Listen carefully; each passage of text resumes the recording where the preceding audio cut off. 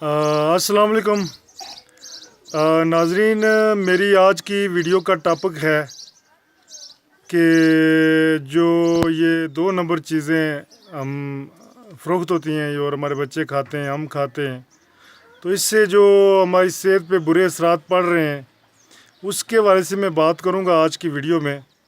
तो हमेशा की तरह मैं आपसे कहता हूं कि आप मेरा चैनल सब्सक्राइब करें ताकि जो मैं अच्छी अच्छी वीडियो आपके लिए लाता हूं वो आपको मिलती रहे। तो मेरी आपसे गुजारिश है कि आप जब भी कोई चीज़ ख़रीदें तो कोशिश किया करें कि 1 नंबर चीज़ ख़रीदें।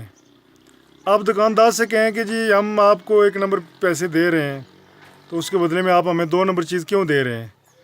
दूसरा, ये ख़ासकर आप देखें जो स्लैंटीज़ होती हैं वगैरह, ये पापड्स वगैरह, ये ज़्यादातर 2 नंबर होते हैं। जो बच्चे खाते हैं फिर उनकी सेहत पे बुरे असरात पड़ते हैं। अच्छी कंपनी के तो दुकानदार भी नहीं लाते हैं। तो हमारी आवाम भी ऐसी है कि सस्ती चीज़ ख़रीदने की आदी है। वो कहते हैं कि सस्ता रोए बार बार और महंगा रोए एक बार। और जो रैपर होते हैं उसका जो डुप्लिकेट बनाते हैं वो ऐसा, जो असल कंपनी होती है उसका सेम वैसा ही रैपर बना देते हैं।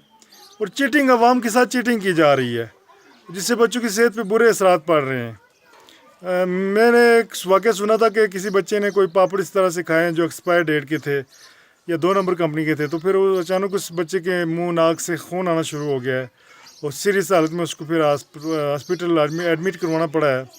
तो हमेशा से ख्याल करें कि दुकानदारों को भी ख्याल करना चाहिए कि 1 नंबर चीज़ बेचें। फिर जो वो कंपनी जो बनाती है, जो इनका नेटवर्क है, उसका भी चेक एंड बैलेंस होना चाहिए। फिर आप देखें कि ये हमारी दवाइयाँ जो हैं, दवाइयाँ भी 2 नंबर होती हैं। सेहत भी जो है, हमें जब हमारी जो सेहत होती है 2 नंबर दवाइयाँ खा के मज़ीद बिगड़ जाती है। तो आप अक्सर गांव देहातों के जो क्लिनिक होते हैं वहाँ पे आप देखें कि आपको बहुत कम ही 1 नंबर चीज़ मिलेगी। वहाँ पे जो मेडिसिन पड़ी होती हैं वो आपको शहर में नहीं मिलती हैं। फिर हर चीज़ का वो ऐसा डुप्लिकेट होती है, ऐसी 2 नंबर चीज़ बनाते हैं कि तो ये जो फूड इंस्पेक्टर हैं और ड्रग इंस्पेक्टर होते हैं ज़िले के अंदर, इनको चाहिए कि सिर्फ ये शहर की हद तक अपना चेक एंड बैलेंस ना रखें, बल्कि गांव देहातों तक अपना दायरा कार वसी करें और गांव देहातों के अंदर भी ये छापे मारें। और वहाँ पे भी वो जो शॉपकीपर हैं उनको कहें कि भाई 1 नंबर चीज़ वो फ़रोख्त करें। और पीछे से जो नेटवर्क है उनका, जो कंपनी 2 नंबर चीज़ उनको सप्लाई करती है, उसके ख़िलाफ़ भी एक्शन होना चाहिए। भाई हम घी खाते हैं तो वो 2 नंबर है, हम आटा खाते हैं तो वो 2 नंबर है, चीनी के अंदर मिलावट है, कोई चीज़ मिलावट से पाक नहीं है। तो फिर हमारी सेहत जो कैसे ठीक हो सकती है। हमारी सेहत बिगड़ रही है, हमारे बच्चों की सेहत बिगड़ रही है। जब सेहत बिगड़ती है तो हम डॉक्टर के पास जाते हैं तो दवाइयाँ 2 नंबर मिलती हैं।